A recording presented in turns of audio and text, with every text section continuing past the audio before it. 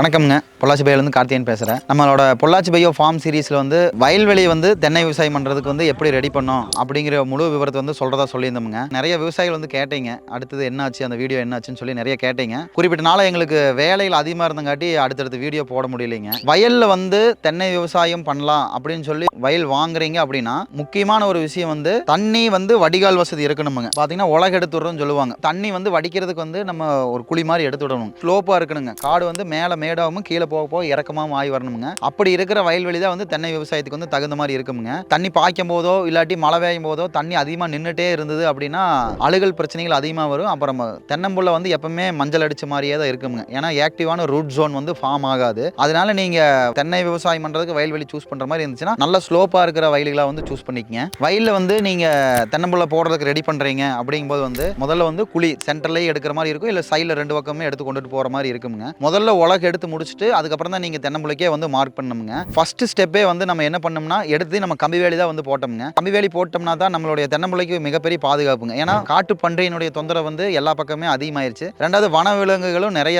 ஊருக்குள்ளேயே இப்போ வர ஆரம்பிச்சிருச்சுங்க. அதனால நீங்க கம்பி வேலி போட்டோம்னா தென்னம்புளைக்குன்ட்டு இல்லை, நம்மளோட தோட்டத்துக்குள்ள வச்சிருக்கிற எல்லா பொருட்களுக்குமே வந்து ஒரு மிகப்பெரிய பாதுகாப்பு வந்து கம்பி வேலிங்க. இப்போ தோட்டத்தில் வந்து நம்ம கோழிகள்லாம் வச்சுக்கிறோன்னு வைங்களேன், கோழி முதற்கொண்டு இதில் வெளியே போகாதுங்க. நாய்களோ அல்லது வேற எதுவும் உள்ள வராதுங்க. கம்பி வேலி போடும் போது நம்ம முதலே வந்து ஏறி எடுத்து கட்டிட்டுங்க அதில் தான் மேலே கல் நட்டி நம்ம கம்பி வேலி போடணும். மற்ற விவசாய பூமியாக இருந்துச்சுன்னா நம்ம தோட்டத்துக்குள்ளேருந்து மண் எடுத்து போட்டு நம்ம அது மேலே கம்பி வேலி நட்டலாம். ஆனால் நம்ம வயல்வெளி பொறுத்தளவு நம்ம பெருசாக மண் உள்ளேருந்து எடுக்கலைங்க. மண்ணே கம்ப்ளீட்டாக வந்து நம்ம வெளியிருந்து ஓட்டிக்கிற தடத்துகளுக்காகட்டும் சுற்றி வரமே பார்த்தீங்கன்னா 1000 அடி வருதுங்க. அந்த 1000 அடிக்குமே வந்து நம்ம வெளியிருந்து மண் ஓட்டி தான் போட்டிருக்குது. நீங்கள் ஒரு 2-3 ஏக்கரை வாங்குறீங்க, நீங்கள் கிணறு வெட்டுற ஐடியா இருந்துச்சுன்னா நீங்கள் கிணத்தை ஃபஸ்ட்டு வெட்டிட்டீங்கன்னா அதுலேருந்து நிறைய கல் மண்ணெல்லாம் வரும். அதில் சுற்றி நீங்கள் போட்டு கூட வந்து கம்பி வேலி அது மேலே போட்டுக்கலாமுங்க. வயல்வெளி பொறுத்தளவு உள்ளேருந்து மண் எடுக்கிறத நம்ம அவாய்ட் பண்ணிக்கிறது நல்லதுங்க. உங்களுக்கு வந்து இந்த மாதிரி ஏதாவது கம்பி வேலி போடணும் அப்படின்னா நாங்கள் என்னென்ன ஸ்பேசிங்கில் எந்தெந்த மெட்டீரியல் யூஸ் பண்ணி கம்பி வேலி போட்டோம், அதனுடைய ரேட் எவ்வளோ வந்துச்சு, ரெண்டாவது வந்து நம்மளுக்கு கம்பி வேலி போட்டனுடைய கான்டாக்ட் நம்பரும் வந்து கொடுத்துட்றோமுங்க. கீழே பென்சிங் கமெண்ட் பண்ணுங்க. எல்லாமே வந்து உங்களுக்கு பிடிஎஃபாக சென்ட் பண்ணி விடுறேங்க. இந்த மாதிரி அடுத்தடுத்த வீடியோக்கள் வரணும் நம்ம சேனல் வந்து ஃபாலோ பண்ணி வச்சுக்கோங்க. நன்றி, வணக்கம்.